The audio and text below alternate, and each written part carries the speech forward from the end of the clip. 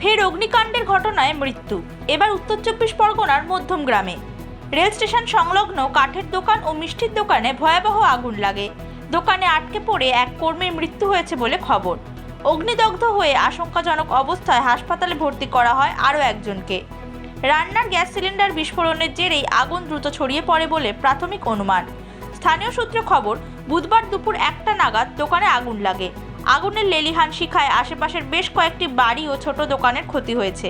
মুহূর্তের মধ্যে আগুন পাশের ফার্নিচারের দোকান ও কাঠগোলা এবং একাধিক খাবারের দোকানে ছড়িয়ে পড়ে। একের পর এক সিলিন্ডার ফাটার শব্দে কেঁপে ওঠে এলাকা। কালো ধোঁয়ায় ঢেকে যায় আকাশ। আতঙ্কে দোকানপাট ফেলে রাস্তায় বেরিয়ে আসেন ব্যবসায়ী ও ক্রেতারা। খবর পেয়ে দমকলের বেশ কয়েকটি ইঞ্জিন ঘটনাস্থলে যায়। কী কারণে আগুন তা খতিয়ে দেখছে পুলিশ ও দমকল কর্মীরা।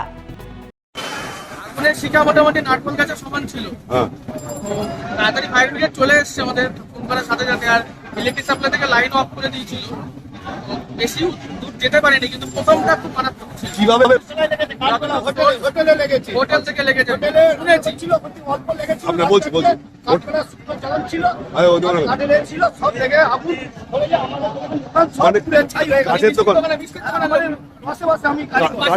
কাঠের দোকানে আগে প্রথম লেগেছে। আচ্ছা, আগুনের শীষ কেউ দেখতে পারে না।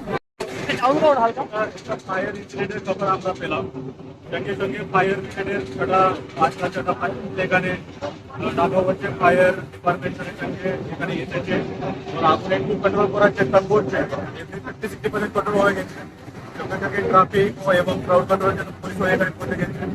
এখন পর্যন্ত কিন্তু ইনফরমেশন পাওয়া যায় না কেউ ইনজুর আছে, কিন্তু আমার কাছে কেউ ইনজুর নেই। এখানে চেষ্টা চলছে। অগ্নিকাণ্ডের খবর পেয়ে ঘটনাস্থলে যান মধ্যম গ্রামের বিধায়ক রথিন ঘোষ। ক্ষতিগ্রস্ত ব্যবসায়ীদের সাহায্যের আশ্বাস দেন তিনি। রেল লাইনের একেবারে পাশে আগুন লাগায় নিরাপত্তার কারণে আপ ও ডাউন দুই লাইনের দীর্ঘ সময় ট্রেন চলাচল বন্ধ রাখা হয়। আগুন নিয়ন্ত্রণে আসার পর ধীরে ধীরে রেল পরিষেবা স্বাভাবিক হয়। Bureau report, Hindustan news point.